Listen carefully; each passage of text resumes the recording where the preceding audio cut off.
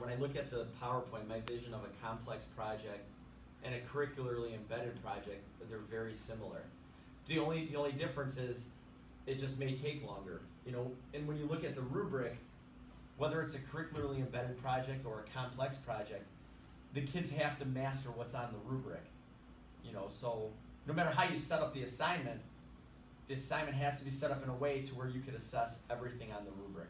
So I get it, like a complex project may take longer, just by nature, by the definition, it may take longer. Second, the environment one, then you go to, you have how where you live affects how you live.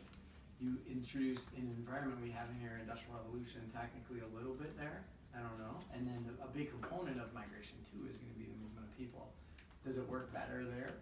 I almost think if you're looking at that in that context, I'm almost saying we do migration second after resources because people move for those are push and pull factors. Like what do you have access to? So then would it make more sense to do? And then go to culture?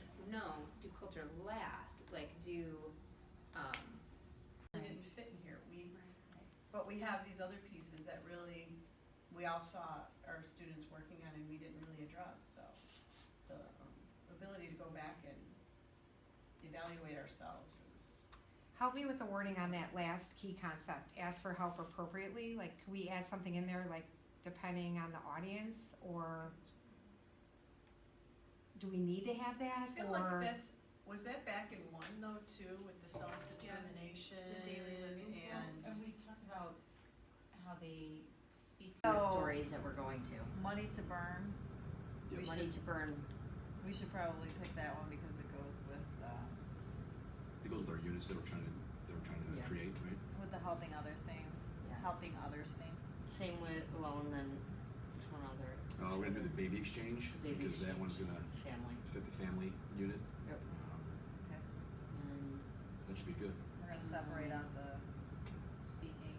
Speaking and listening, gotta separate them both, right? Questions just for listening, and Reading then and- questions yeah. for reading. yes. We know So they what fit the WIDA skills standards. being assessed, Yeah. You had a good point yesterday, talking about how the teachers filter, we know that the evidence is valid and reliable, but when a student goes out into the real world and they come across information, they're asked to make an argument, they'll be asked, all right, well, where did that come from?